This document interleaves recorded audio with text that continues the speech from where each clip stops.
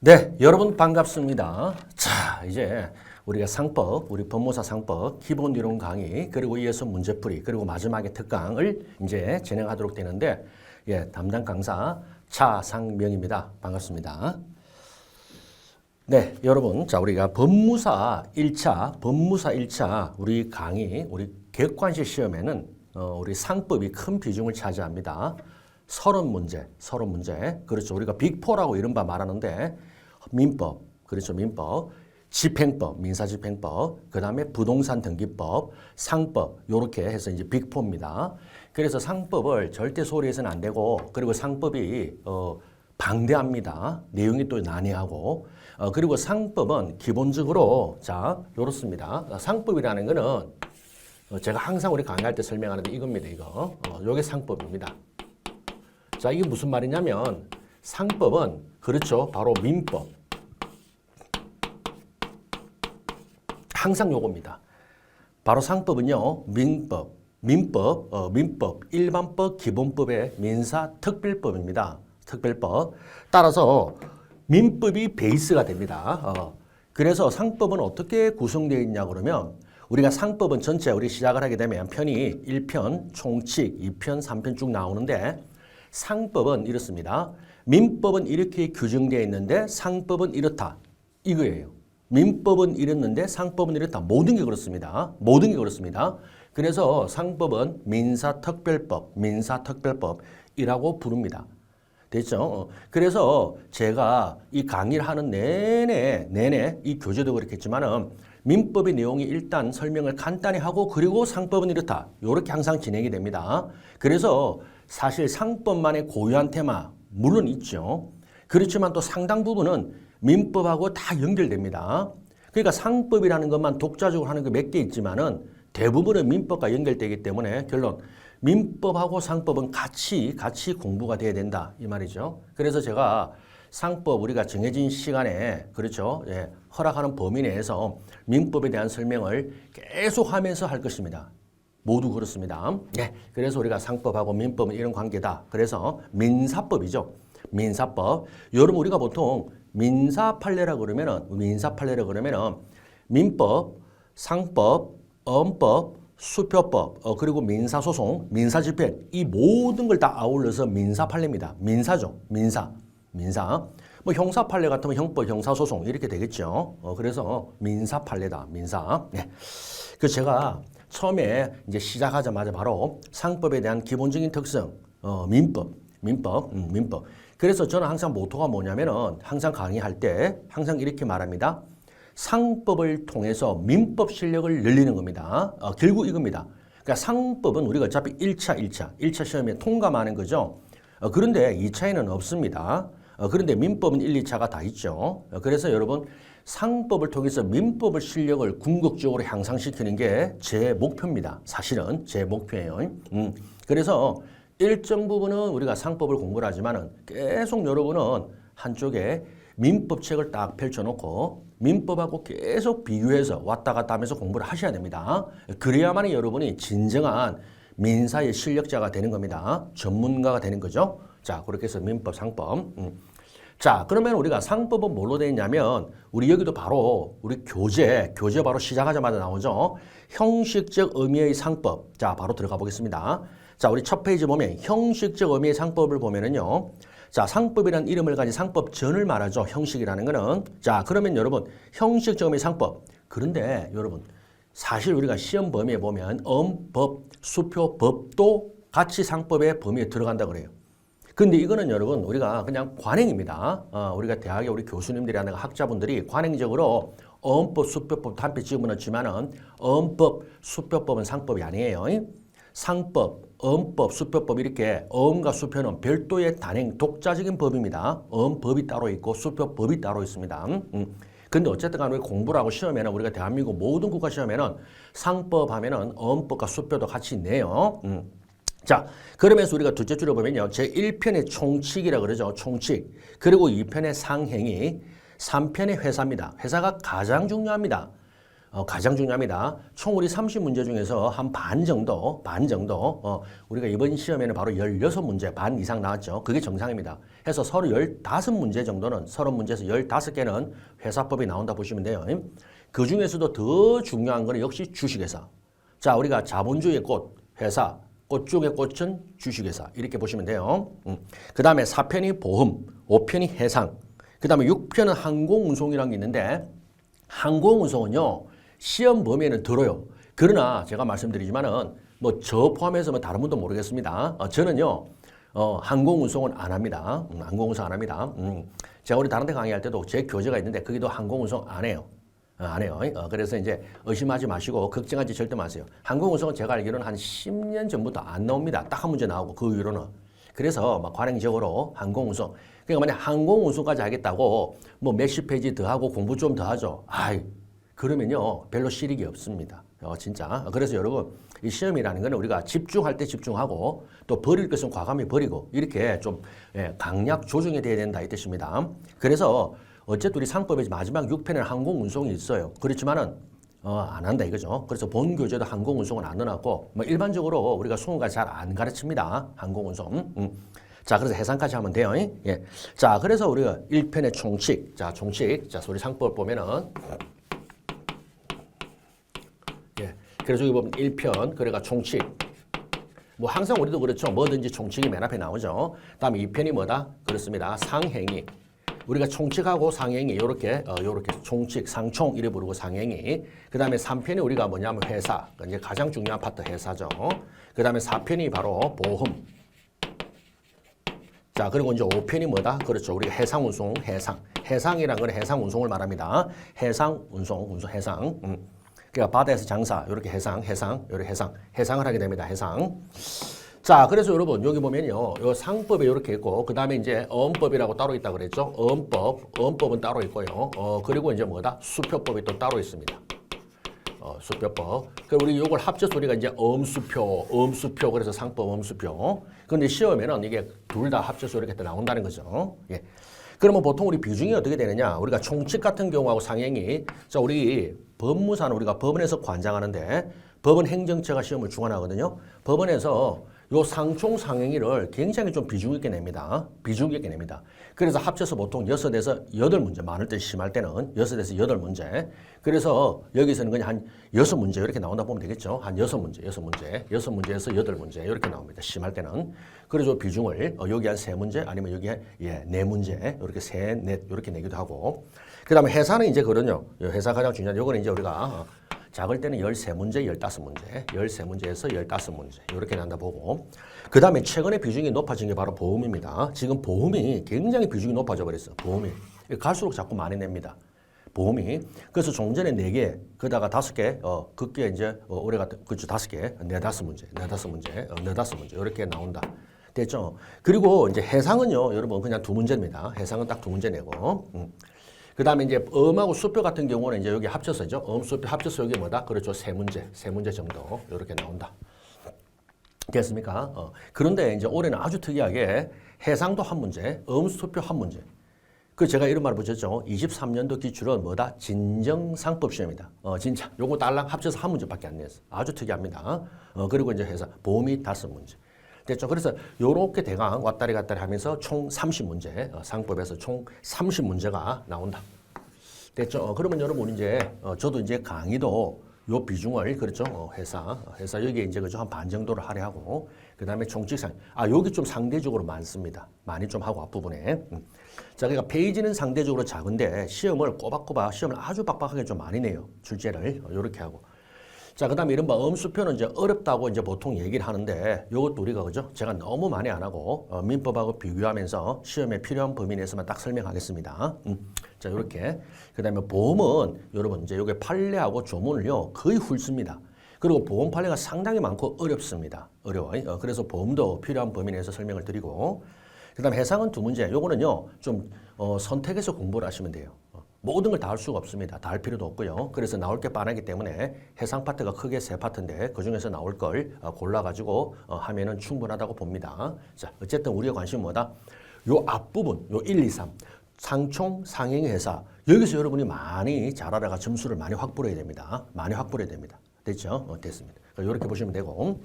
자, 그렇게 해서 우리가 상법 이렇게 구성되어 있다. 이렇게 보시면 됩니다. 자, 바로 또 교재로 들어가 버리면은 자, 필요할 때마다 또 관련 설명을 드리고.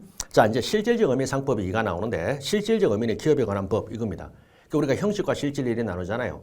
그러니까 상법에 관한 내용이 들어있는 건 다 실질적 의미 상법이다 이 말이죠. 자, 그래서 실질적 의미 상법. 자, 기업은 이라고 끝에 보면 상인적 설비와 방법, 영리를 목적으로 반복적인 거래나 경제적 조직체. 참 말이 어렵죠. 처음 하시는 분들은 여러분 이게 법입니다.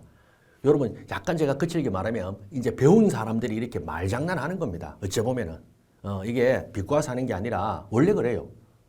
원래 그래. 어디 가도 전문 분야라든가 어디 가도 가면 그쪽에 쓰는 용어가 있죠.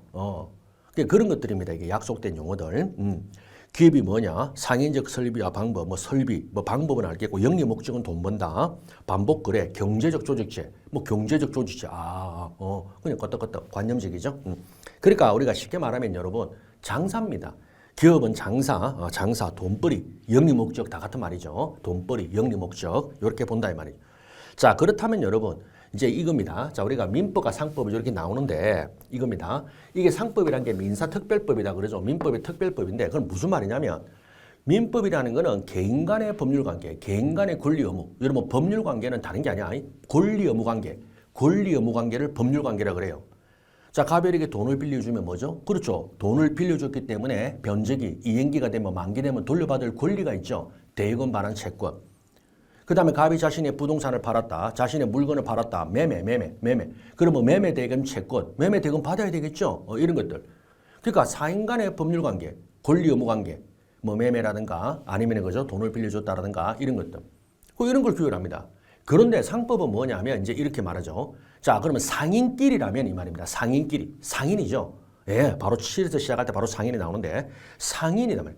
그러면 장사를 해서 돈을 버는 상인끼리라면은 일반인들과는 좀 달리 취급해야 되지 않겠느냐 이겁니다. 그렇죠. 그 우리가 일반인 갑을하고 장사를 하는 치킨집 사장하고 은행하고 거래를 한다. 좀 달라야 되지 않겠느냐 이 말이에요. 상인 간의 법률 관계는 달라야 되지 않겠느냐. 예, 그게 바로 상법이 규율한다 이 말입니다.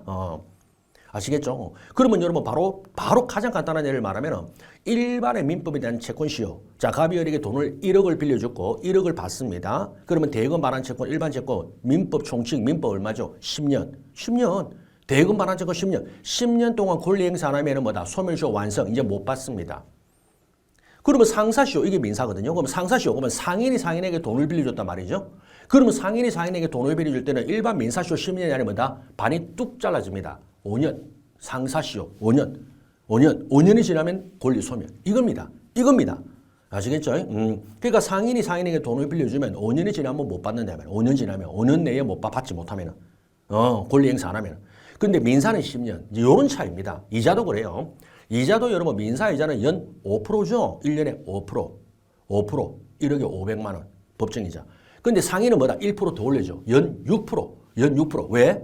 장사하는 사람들, 상인들은 돈을 잘 번단 말이야. 돈을 잘 굴린단 말이야. 돈을 활용을 잘하고. 그래서 뭐다? 1%를 더 올려준다. 상사이자 연 6%, 민사는 연 5%. 아시겠죠? 이겁니다. 이거 하는 거야, 지금. 됐습니까? 그래서 달라야 된다. 이제 그런 내용이에요. 자, 그러면 이제 바로 2절 들어가면, 자, 상법에 법원이라고 나오는데, 여러분 우리가 민법을 보면은 뭐죠? 법원이 제1조 있죠. 민법도 제1조. 그렇습니다. 민법. 자, 제1조. 민법 1조 아예 타이틀이 법원이죠. 법원. 근데 상법은 딱 보세요. 조문에 뭐라 되어 있죠? 법원이라 안 되어 있고 상사 적용 법규라 되어 있죠. 예. 자, 요런 것도 여러분 눈여겨보셔야 됩니다. 그러니까 상법의 1조는요. 법원이 아니고 뭐라 되어 있다? 상사 적용 법규. 예. 그러면 상사 적용 법규가 법원하고 100% 같냐? 거의 같죠. 99%는. 근데 똑같은 건 아닙니다. 말이 다르듯이. 그래서 여러분 요거는 법원이라고 되어 있고 민법은 그런데 상법은 상사 적용 법규로 되어 있다 이 말이죠. 자, 그래서 여러분 민법 하면 생각나죠? 뭡니까? 예, 바로 조문에 보면 법률, 그 다음에 관습법, 그 다음에 조리 이렇게 순서가 되어 있죠. 법률, 관습법, 조리. 민법은 법률, 관습법, 조리. 근데 상법은 뭐가 되어 있다? 봐. 본법의 규정이 없으면 상관서법에 의하고 상관서법이 없으면 민법의 규정에 의한다 이렇게 돼 있죠.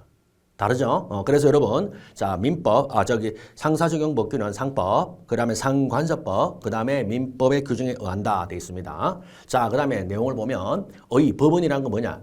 여러분, 법원이라는 게 뭐냐 그랬더니 보세요. 실질적 의미의 상법, 이 존재하는 형식 또는 법의 인식 근거를 한다. 그러니까 우리끼리 이런 말 하면은 알아들어요.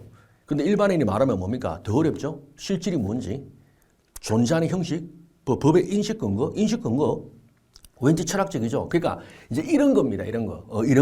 이런 게 이제 우리가 보통 뭐다 법률 용어고 이제 배운 사람들이 어려운 말을 쓰는 거예요. 어쩔 수 없는 거예요. 약속이에요, 약속. 그럼 이제 또 쉽게 말하면 뭐죠? 그렇죠. 자, 만약에 여러분 상사 분쟁이 생기죠? 자, 상인끼리 다툼이 생겼습니다. 자, 그러면 이제 어쨌든 우리는 기본적으로 마지막에 소송 재판을 통해서 권리구제를 받는데 자, 그러면은 상사 분쟁이 생겼을 때 자, 과연 판사님이 재판할 때 이겁니다. 판사님이 재판할 때 뭘 기준으로 잣대를 가지고 재판할 것인가? 이게 법원이에요. 알겠죠? 상법의 법원, 민법의 법원 그런 겁니다. 그러니까 재판할 때 말입니다. 뭘 기준으로 가지고 재판해야 되겠느냐? 그렇잖아요. 법대로 했다. 적법. 법대로 안 했다. 위법. 이런 것들을 뭘 가지고 할 것인가 이 말이죠. 이게 바로 상사관계를 규율하는 법규범, 상사관계를 규율하는 법규범이 법원, 상법의 법원 이 말입니다. 상법의 법원. 아시겠죠? 자, 그럼 이제 중요한 게, 여기서 이제 한 문제 나올 수 있는데, 상법 법원의 종류를 보시면은요, 첫째 재정법, 너무 당연하죠? 재정법 우리가 실정법이라 말해요. 우리 국회에서 만든 실정법, 바로 재정법입니다. 재정법, 성문 재정법, 성문법 재정법 같은 말이야. 그래서 여러분, 상법전, 우리가 이제 상법이라고 딱 보면 알잖아요. 그죠? 상법전, 1조부터 해가 저기 있는 거, 상법전. 이렇게 아까 말했지만은 총칙, 상행위, 회사, 보험, 해상 쫙 돼 있는 거. 자, 그렇고. 그 다음에 상사특별법. 상사특별은 뭐냐면 여러분, 금융투자 및 자본시장에 관한 법률법, 자본시장법 이런 거 있잖아요. 상사특별법이라고 그럽니다. 자, 그 다음에 상사관계 조약, 그 다음 국제법규. 우리가 조약이랑 국제법규도 뭐다? 그렇죠. 법률이 준하는 거죠. 우리 국내법에 준한다. 우리 헌법의 내용이잖아요. 자, 이런 것들이 바로 상법의 법원이다. 그래서 당연히 맞고요. 그 다음에 상관서법 조문 그대로죠. 여러분, 상관섭 할 때 관서법은, 민법에 나올 때 관서법은 두 가지 요건. 뭐죠? 그렇죠. 오랜 관행, 그리고 플러스 법적 확신. 네. 관행, 법적 확신. 예, 요 두 가지입니다. 요게 우리가 상관서법이에요. 그러니까 여러분 우리가 민법에도 우리가 관서법이 나오잖아요. 그죠? 명인방법이라든가 관서법상 지상권, 그다음 분묘기지권 이런 것들이 있잖아요. 이 마찬가지입니다. 우리 상관서법도 간단히 말하면 우리 다음에 우리 해상 파트에서 할 텐데 보증도라는 게 있어요. 보증도. 이건 편하게 들으세요. 보증도라는 건 뭐냐면 인도 넘겨준다. 보증서를 받고 넘겨준다가 보증도라는 게 있어요. 해상운송에서 뭐냐면은 이제 수출을 하고 수입을 하잖아요. 그러면 국제거래, 국제무역을 하다 보면은 외국에서 있잖아. 배 타고 이제 물건이 들어옵니다. 수입품이 들어오죠. 자, 그럼 선장은 물건 내려줄 때 선하증권이라는 거, 편하게 들어요. 선하증권이라는 이 정권을 받아야 물건을 내려줍니다. 이 선하증권이 뭐냐면 운송물 인도 청구권을 표창하는 정권이에요. 운송물 인도 청구권. 그러니까 선하증권을 선장한테 딱 보여주면 물건을 내려줍니다. 선하증권을 들이밀지 않으면 절대 물건 안 내려줍니다. 알겠습니까? 마치 여러분 우리가 식당 가면 신발표 같은 거 있잖아요. 우리가 유명한 식당에는 좀 이렇게 신발 비싼 거 맡기는 기준품. 그러면 표 받죠. 그럼 나중에 나갈 때 뭐다? 그 표를 보여줘야만이 맡긴 물건을 딱 건네주죠. 이거야 이거. 표가 분실했다. 그러면 절대 물건 안 줍니다. 큰일 나죠. 예, 그렇기 때문에 바로 이런 것들. 이게 바로 인도 표창하죠. 그 선하조건이 그런 이제 류다 이거야. 똑같은 말은 아니지만. 자, 그런데 이제 수입업자는 깝깝합니다. 자, 물건은 도착했고 빨리 물건을 가지고 지금 공장에 가야 되는데 지금 선화증권이 아직 도착을 안 한 거야. 그런 수출하다 보면 시간이 걸리거든요. 그러니까 바로 동동 구르는데 이제 방법, 우리가 국제거래에서 상관서법에 뭐가 있냐면 이제 보증도라고 있어요. 그러니까 보증도라는 게 쉽게 말하면은 Letter of Guarantee LG입니다. LG. 우리 올해 우승했는 LG, 코리안 시리즈 LG. 그러니까 Letter of Guarantee, 화물 선취 보증서 딱 와닿죠. 자, 물건을 미리 받는다. 선취 미리 받는다. 이게 보증, 화물 선취 보증서를 우리가 LG라고 그래. Letter of Guarantee, 보증, guarantee.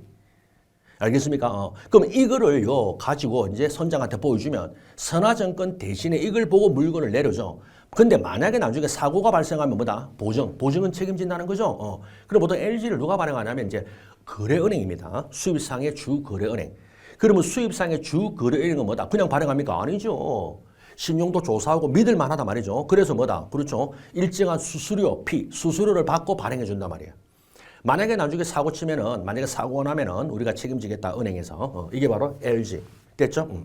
여기 바로 BL 도착 요게 바로 우리가 선화증권이라 그래. 빌 오브 레딩 이게 선화증권. 선화증권. 자, 선화증권. 그래서 요 선화증권. 그러니까 원래는 빌 오브 레딩 선화증권을 선장한테 주고 물건 받아야 되는데 선장은 선화증권 없이 요 LG를 대신 받고 이 말이죠. 요 LG를 대신 받고 레터 오브 개런티를 대신 받고 물건을 준다.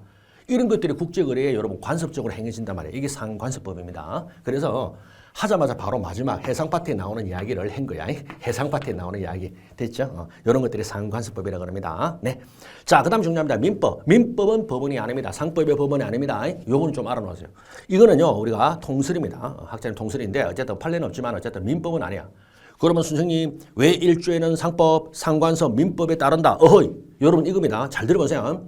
자, 상법이라는 게 여러분, 민법이 상법이라서 적용되는 게 아니라, 하도 안 되면 어쩔 수 없이 민법으로 할 수밖에 없다는 겁니다. 이런 느낌이에요. 아시겠죠? 그렇기 때문에 조심할 거는 민법은 실질적 의미의 상법이라는 게 아니라 민법이 상법이라서 상사관계를 적용하는 게 아니라 상법도 없고 상관서법도 없으면 어쩔 수 없이 마지막에 민법을 적용할 수밖에 없다 이 말이에요. 왜요? 일반법, 특별법 관계니까 이 말입니다. 요걸 아시겠죠? 그래서 여러분 보통 제가 예를 어떻게 드냐면 자, 항상 과도, 사과 깎는 칼, 과일 깎는 칼로 과도로 그러지. 이 과도가 없는 거야. 근데 사과는 먹고 싶어.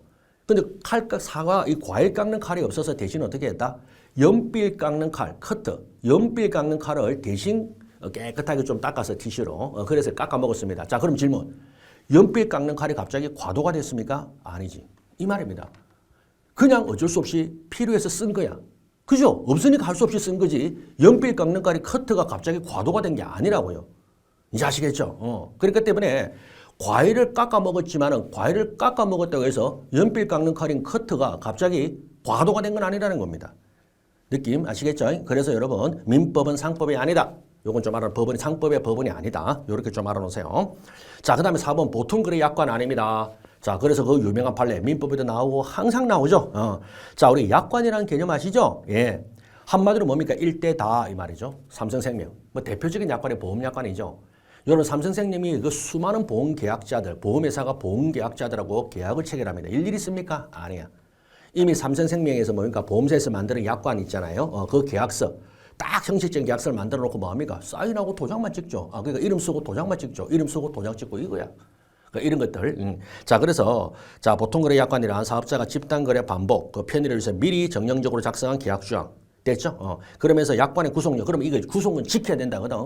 그러면 약관을 지키는 게 자 이렇게 본다는 겁니다. 자, 이게 자 발현 당사자 의사, 보험계약자 의사 계약이냐 아니면 법이기 때문에 지키냐. 그래서 이게 의사설과 계약설 같은 말로 의사설, 계약설 그리고 규범설이 있는데 우리 판례는 통설 판례는 의사설, 계약설입니다. 조심하세요. 그래서 우리 그 밑에 판례. 보통보험 약관이 계약 당사자의 구속력을 갖는 것은 그 자체가 법규범 또는 법규범의 성질을 갖는 계약이기 때문에 아니라 보통 보험계약 당사자의 계약 내역을 포함시키는 합의했기 때문에 내 말이에요. 약관을 계약의 내용에 편입시키자. 자, 이걸 우리 계약의 내용으로 하자고 합의를 했기 때문이지 약관 그 자체가 법규범, 법이기 때문에 지켜야 된다. 그게 아닙니다. 됐죠? 자, 그래서 그거 꼭 아셔야 되고 그 다음 일반적으로 당사자 사이에서 보통보험 약관을 계약 내용에 포함시킨 보험계약서가 작성되었을 때 그다음 계약자가 보험약관 내용을 알지 못한 경우에도 구속력을 배제할 수 없는 거 원칙이다. 자, 여기 이제 처음 공부하시면 힘들어. 아니, 알지 못했다. 합의라면 선생님, 합의라는 거는 내용을 알고 합의를 하는 거 아닙니까? 맞아. 의사의 합치는 알아야 되죠. 근데 이 판례 뜻은 여러분, 이 숨은 뜻이 있어요. 이게 무슨 말이냐면 만약에 여러분 그 보험계약이라든가 이거 수많은 사람들이 계약을 체결했는데 누가 있잖아요. 나는 몰랐네, 모르고 도장 찍었네 라고 하면 아무것도 안 되는 거야. 이거야. 이겁니다. 이런 문제 때문에 우리 판례는 뭐한다? 그렇죠. 알았다고 그냥 봐버리는 거예요. 어쩔 수 없어. 어쩔 수 없습니다. 내 몰랐다 그러면 이제 이게 되겠느냐고. 아무것도 안 되죠. 알겠습니까? 그래서 우리 판례가 그냥 계약자가 약관의 내용을 알지 못한 경우에도 구속력을 배제할 수 없다는데 이거는 선의 해석이 됩니다. 진짜로 여러분 꼼꼼히 살펴도 알지 못했다가 아니라 그죠? 알았다고 보는 거야. 아시겠죠? 부득이. 그 다음에 다만 당사자 사이에 명시적으로 약관에 달리 작정한 경우에는 약관의 구속력을 배제된다. 여러분 이걸 들어보셨죠? 달리 약정 이게 뭐죠? 개별 약정 우선 이 말이야. 개별 약정 우선의 원칙. 요게 여러분 요 관련 내용이 올해 또 23년 기출 문제 나왔죠. 우리 법무사 기출. 예. 간단한 시험이 너무 쉬웠죠. 그러니까 당사자 간에 약관과 달리 합의한 내용이 있다. 그러면 그대로 지키냐? 예? 개별 약정 우선이야. 개별 약정 우선. 이겁니다. 그래서 여러분 예를 들면 이거죠. 우리가 도로를 달릴 때 교통신호등 있잖아. 그러면 교통신호등이 있으면 신호대로 따라가야 되죠. 신호등대로 해야 되죠. 빨간 불이면 서고 파란 불이면 가고. 그런데 너무 혼잡하고 사고가 났습니다. 그래서 경찰관이 와서 교통결차관을 수신호를 합니다. 호루라기 불면서 수신호, 경광등을 들고. 자, 그럼 여러분 교통신호등 그리고 경찰관의 수신호 어느 게 우선? 경찰관의 수신호. 이거죠. 경찰관의 수신호. 예. 이게 바로 개별 약정 우선 이런 느낌입니다. 그 다음 마지막이 바로 뭐냐면 상사자치법. 자치. 우리 내부적으로 우리가 알아서 자율적으로 결정했다. 자치법이죠. 바로 뭐죠? 대표적으로 나오면 정관이에요. 회사의 정관. 회사의 정관이 가장 대표적인 상사자치법입니다. 자, 상사자치법이란 주식회사의 정관과 같이 기업의 조직과 구성원의 법률관계와 대외적 활동에 관한 자주적으로 정한 규범. 쉽게 말하면 기업의 조직과 활동에 관한 근본규칙이에요. 조직과 활동입니다. 조직과 활동에 관한 근본규칙이 바로 뭐다? 정관이에요. 여러분 근데 정관은요 반드시 우리가 회사, 주식회사의 정관 이것만 말하는 게 아니야. 정관은요 추상적 용어입니다. 사실. 그러면 가장 큰 정관이 뭘까? 조직에서. 국가죠. 그러면 우리가 국가에서 가장 큰 국가 제일 크다고 보면 국가의 정관이 뭐냐? 그게 헌법입니다. 헌법이 뭡니까? 그렇죠. 우리 국가의 조직과 활동에 관한 근본규칙. 예, 헌법. 그렇지 않습니까? 통치구조로 있고 기본권 내용을 적어놓고 그죠? 이런 것들. 그래서 여러분 정관. 자, 그러면 정관은 여러분 자 이와 같이 상사자치법은 과연 상법의 법원이 되냐? 예, 됩니다. 그래서 여러분 우리가 상사 분쟁 생기면은요 사실 이 법원에서 판사님이요 맨 먼저 하는 게 뭐냐면 정관 가져오라고 합니다. 정관 가져오라고 그래요. 정관. 예, 정관. 왜? 법은 판사님이 알고 있거든요. 여러분 법률은 법원이 안다. 이게 명제입니다. 판사님은 법은 다 알고 있다고. 법률, 상법, 상관세법 다 알고 있다고. 정관, 회사 정관 가져오세요 그럽니다. 왜? 그걸 가지고 재판에 잣대를 쓰려고. 예, 바로 그 말입니다. 자, 그 다음 고민되는 판례가 이게 굉장히 여러분 이게 그냥 보면은 아무렇지도 않고 하는데 많은 게 담겨 있습니다. 그래서 제가 첫 시간에 처음 할 때 여러분이 법이 어떤 건가를 좀 설명을 드리도록 하겠습니다. 이제 쉽게 말하면 법이 어떤 거다. 이제 자꾸 이런 걸 연습할 텐데. 자, 사단법인의 정관. 사단법인, 예. 우리가 사단법인 뭐죠? 우리가 일단 시작은 민법. 우리 민법의 법인 파트하죠. 법인 안에 사단할 때 법인 됐죠? 그러면 법인 여러분 사단법인의 정관은 이를 작성한 사원뿐만 아니라 이 사원이라는 게 여러분 직원 알바가 아닙니다. 사단의 구성원이야. 오너들입니다. 사단의 구성원을 줄여서 사원이라 그래. 사단의 구성원. 우리가 사원하니까 사원증 하니까 뭐 회사 같은 데 가면 우리가 드라마 같은 데 보면 신입사원 그 다음에 대리, 과장. 그게 아니라 법의 세계에서요. 그건 직원이라 그러고 여기서는 뭐다? 사원은요. 사단의 구성원, 오너입니다. 그럼 주식회사의 사원은 뭘까? 주주야. 스톡홀더. 주주가 사원이죠. 자, 사원뿐만 아니라 그 위에 가입한 사원이나 법인의 기관 등도 구성하는 점에 비춰보면 법적 성질은 계약이 아니라 자치법규다. 봐. 계약은 뭡니까? 당사자 간의 문제라는 거고 자치법규는 법이죠. 법의 문제라는 거예요. 그럼 여러분 간단히 말하면 좀 이걸 아셔야 됩니다. 계약은요. 두 사람 간의 문제, 상대적인 거예요. 갑을 간의 문제. 법은 우리 모두의 문제, 공동체의 약속. 좀 아시겠습니까? 자, 여러분. 그러니까 우리가 둘 다 약속입니다. 근데 계약은요. 두 사람 간의 약속이고 법은 우리 모두의 약속이다. 이겁니다. 공동체의 약속. 취급이 달라야 되겠죠. 두 사람 간의 약속인 계약은 두 사람의 문제죠. 뭐 채권법 같으면 그게 사적 자치의 원리가 작동하는데 그러나 법은 무조건 지켜야 됩니다. 우리 모두의 문제잖아요. 예. 그러니까 여러분 개인주택에서 내가 뭘 한다 상관없어요. 근데 아파트 같은 공동주택에서 내가 뭘 한다 조심해야 됩니다. 함께. 그죠? 왜 더불어 사니까. 이런 거. 그렇기 때문에 계약과 법 이렇게 차이 난다 이거죠. 그렇기 때문에 사단법인의 정관은 뭡니까? 조직과 활동, 기업의 조직과 활동이죠. 그러니까 전체 덩어리, 우리 모두의 문제라는 거야. 그렇기 때문에 이거는 계약이 아니라 자치법규가 맞고요. 어디까지나 객관적 기준에 따라 규범적 의미 내용을 법규 해석 봐. 여러분 법규 해석의 방법으로 해석한다. 이건 언더라인 하면 무슨 말이다? 두 사람 간의 의사의 대로 진행하는 게 아니라 판사님의 법의 잣대로 들이대겠다 이 말이에요. 그러니까 두 사람은요. 판사님 우리는 이렇게 하기로 했는데요. 근데 법에서 볼 때 뭐다? 아니야. 그렇게 하는 게 아니라 이렇게 하는 거야. 왜? 이겁니다. 여러분 와닿습니까? 여기 바로 계약과 법이에요. 계약은 두 사람 사이의 문제이기 때문에 두 사람의 의사가 일치하면 돼요. 뭐 특별히 강행 규정이나 우리가 알죠. 민법 103조 선량한 풍속 기타 사회질서에 반하지 않으면 괜찮아요. 이게 사적 자치고 예 괜찮아요. 예. 근데 법은 안 그렇잖아요. 법. 여러분 법 가장 강력한 법 형법. 자 사람을 살해한 자는 사형 무기호 5년 이상 징역에 처합니다. 처벌하죠. 국가 형벌권 발동하죠. 근데 어리거립니다. 아, 저 죽이라고 했어요. 괜찮아요. 제가 일부러 죽이라고 했습니다. 우리 두 사람 문제인데요. 얘가 죽이라고 해서 죽였습니다. 어이, 큰일 나. 자기가, 여러분 피해자가 죽이라고 해서 죽였다. 때리라 해서 막 때렸다. 그거 됩니까? 안 돼. 왜? 형법은 우리 공동체의 법이라니까. 그렇게 해서는 안 된다고. 이 말입니다. 그런데 여러분 돈을 빌려줬는데 채권자가 내 안 받기로 했다 포기했다. 그러면 여러분 이게 야 너 안 받으면 안 돼. 판사님이 너 안 받으면 안 돼. 받아야 돼. 빌려준 걸 왜 안 받아? 그러면 안 돼. 이러니까 아니야. 얼마든지 포기할 수 있죠. 내가 내 돈 안 받겠다는데. 내가 내 돈 안 받겠다는데. 예. 봐 이런 차이. 아무 문제가 없다 이 말입니다. 자 그래서 법규 해석 방법은 무슨 말이다? 법원의 판사가 법원이 법적 잣대를 들이대겠다 이 뜻입니다. 너네 두 사람 말을 듣는 게 아니라 내가 판단하겠다 이 뜻이죠.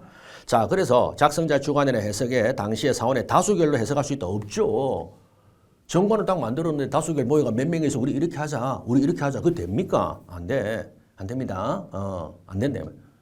국가에서 세금을 매기는데 어느 동네에서 뭐다. 아 우리는 세금 안 내기로 했습니다. 아, 우리는 뭐 그런 거 안 내. 뭐 세금을 왜 내? 이렇게 하면 안 된다고요. 이런 뜻. 자, 그래서 이는 자 어느 시점에 사단법인의 사원이 정관의 규범 의미를 다른 해석을 자 사원총회 결의 규범으로 표명했다더라도 절대 뭐다 다 구성원이 사원이나 법원은 구속하는 효력이 없다. 법원은 구속하는 효력이 없다는 말은 뭐죠? 법원은 그 의사에 따르지 않는단 말이에요. 그건 너네들 생각이고 시끄러워. 내가 법적 잣대를 들이대서 올바르게 판단하겠다. 네, 이제 와닿죠? 그러니까 이런 것들입니다. 이 만만치 않죠? 자, 그 다음에 마지막에 상사적 법규의 적용 순서가 있는데 요거는 여러분 그냥 여러분 보세요. 맨 처음에 정관인데 상사자치법 조심할 거는 정관이 뭐다? 강행 규정에 반하면 안 됩니다. 당연하죠. 강행 규정에 반하면 안 됩니다. 정관이 강행 규정에 반하면 안 됩니다. 뭐 예컨대 회사에서 정관이 뭐다? 목적. 우리 회사 설립 목적은 뭐 국민들을 행복하게 해주는 희로뽕을 만들려고 만드는 회사다. 이러면 안 되지. 이거 말도 안 되지. 알겠습니까? 그러니까 강행 법규에 강행 규정에 반하지 않는 정관. 이제 두 번째는 상사특별, 그리고 이제 아까 말했죠. 자본시장 및 금융투자에 관한 법률, 자본시장법 이런 것들, 그리고 상법. 그 다음에 상관성, 민사자치, 민사특별법, 그리고 마지막에 민법전. 와닿습니까? 이런 내용입니다. 됐죠? 자, 이렇게 해가지고 앞부분에 서술 파트를 좀 마치고, 그 다음에 이제, 이제 나오는 게 이제, 넘기시면은 기업의 인적 요소, 이제 제2장 바로 들어갈게요. 제2장, 기업의 인적 요소. 그러면 이제 물적 요소가 나오겠네요. 예, 그게 바로 3장이죠. 인적 요소와 물적 요소다 이 말이죠. 예. 자, 여러분 그래서 맨 처음에 1절 상인이 나오죠. 그러면 여러분 상인이 나온다는 말은 뭐냐면 이게 우리 보통 법의 체계입니다. 우리 민법도 맨 처음에 인이 나오죠. 자연인 법인.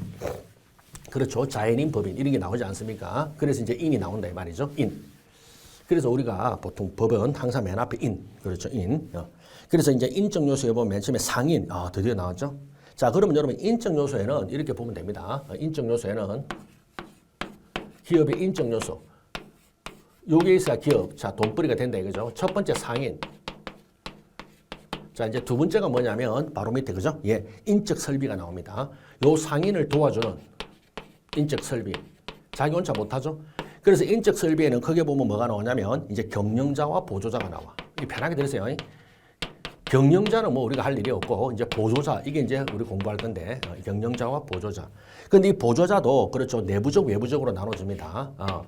즉 내부에서 보조를 하는 자 그리고 외부에서 보조를 해주는 자 이렇게 나눠진다 이 말이에요.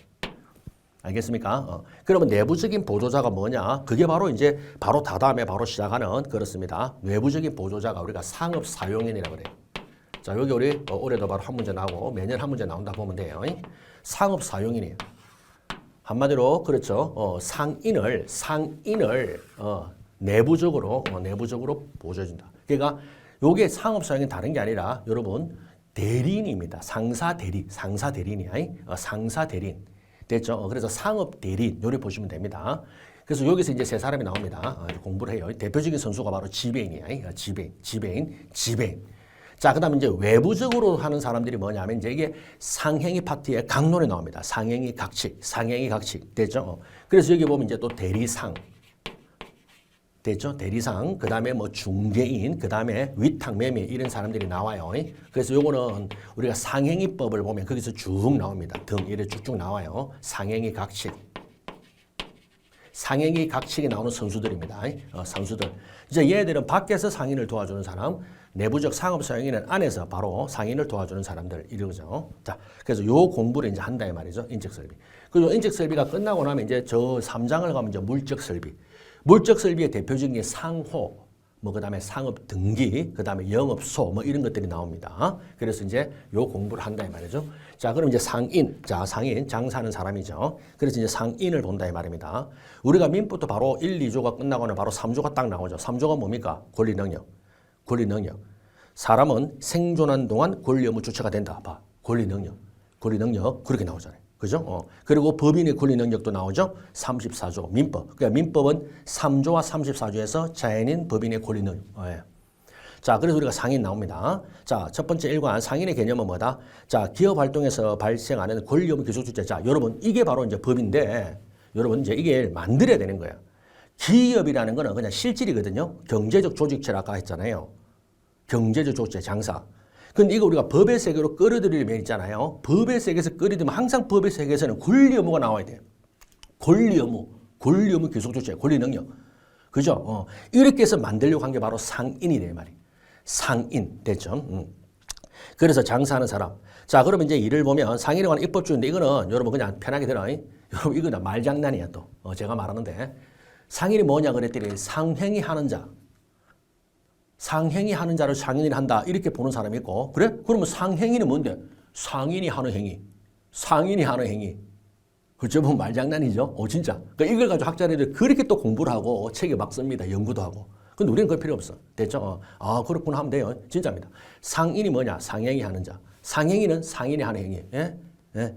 그래서 어디에 주안점, 어디에 포인트를 두고 강조를 두고 보느냐 이겁니다. 자, 그런 논의가 밑에 형식과 실질주의라 그래요. 자, 필요 없고 우리는 이관 당년상인 이제 들어갑니다. 바로 당년상인은 상인은요. 당년상인이라고 4조. 그 다음에 5조가 바로 어제상인 이렇게 나옵니다. 시작이. 자, 그래서 밑에 상인 조문 4조.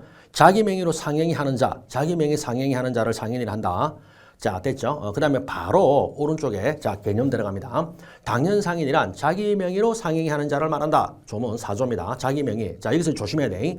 자, 여러분 이제 드디어 나왔는데 우리 법의 세계에서 명의와 계산이란 말이 이제 나옵니다. 이거 조심하셔야 돼. 구별하셔야 돼. 명의와 계산. 자, 여러분 이 명의라는 거는요 권리의 문제입니다. 권리 의무 기속. 알겠죠? 그러니까 권리 의무 기속, 권리 의무 기속. 한마디로 이거는 누구 권리냐 이 말이야. 누구 권리. 그런데 계산은요 경제적 손익 기속입니다. 요거는 경제적 손익 기속. 돈. 이거는 무슨 말이냐면 간단히 말하면 누구 돈이냐 이 말이야. 누구 돈이냐 이 말이야. 계산, 계산, 계산. 아시겠습니까? 예, 바로 계산 이 말입니다. 됐죠? 그 예를 들어 가지고 간단히 예를 들면 이럽니다. 자, 엄마가 아들을 위해서 컴퓨터를 하나 사줬다 합시다. 그러면요, 이 컴퓨터 주인은 누구다? 아들 거, 아들 소유, 자식. 그렇지만 계산은 누구 돈을 냈다? 엄마 돈, 부모 돈, 뭐 이런 느낌. 아시겠죠? 명의와 계산. 그죠? 학원에서 어머니 오셔가지고 자기 딸을 위해서 강좌, 영어학원에서 토익 강좌를 끊었다. 계산했죠. 그러면 토익 강의 누가 듣는다? 토익 강의를 듣는 권리 누가 있다? 딸. 근데 계산은 누구 계산으로 해서? 엄마.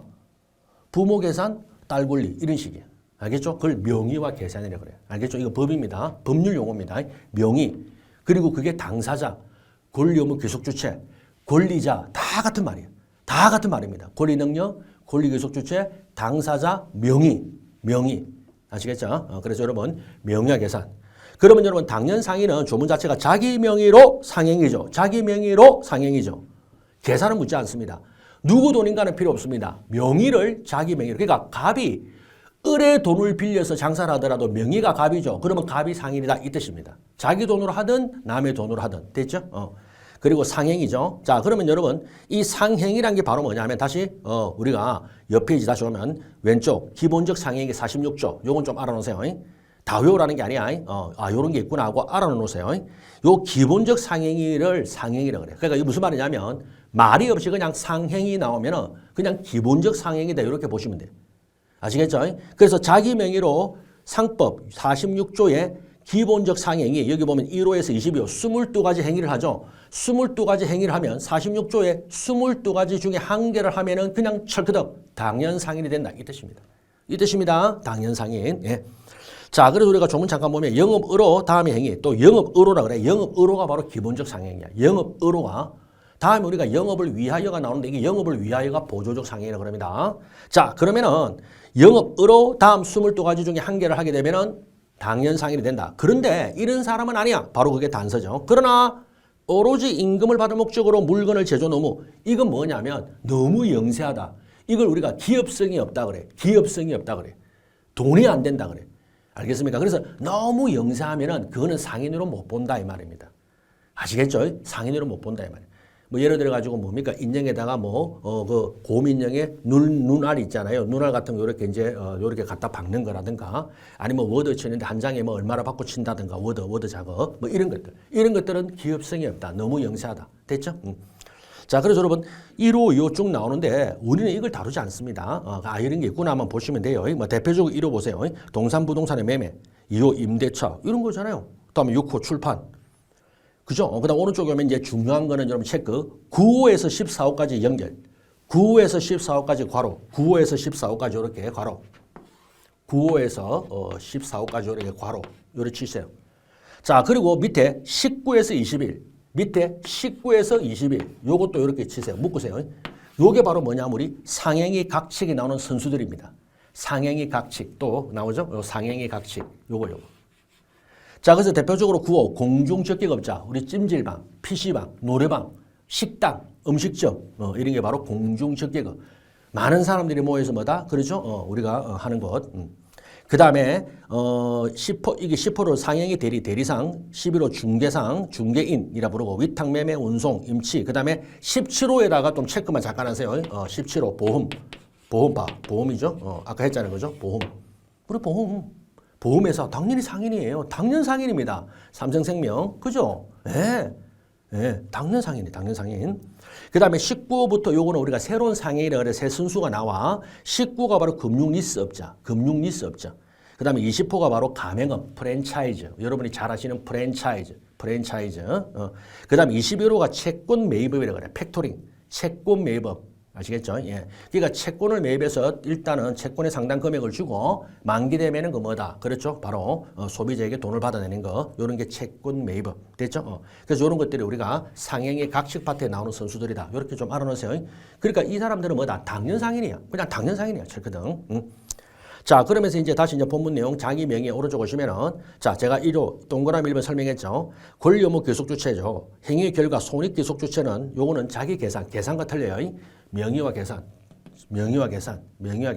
누구 권리니? 누구 돈이니? 조심. 자, 2번 판례가요. 정말 많이 나옵니다.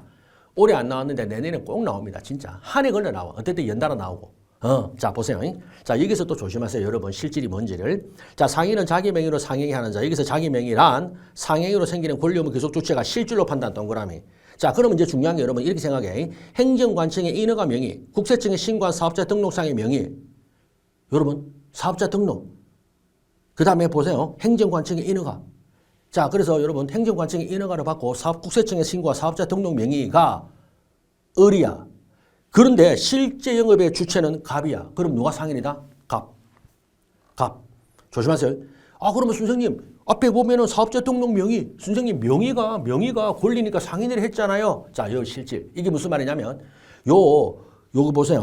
행정관청의 인허가라든가, 여러분 국세청에 신고한 사업자 등록, 인허가 명의, 사업자 등록 명의를 뭐라 그러냐면 그냥 단순히 행정 절차상의 문제 이 말이에요. 행정 절차상의 문제라고요. 이거는요 우리가 지금 법의 세계 상법 상인을 규율하는 명의, 권리 의무 귀속과는 상관없습니다.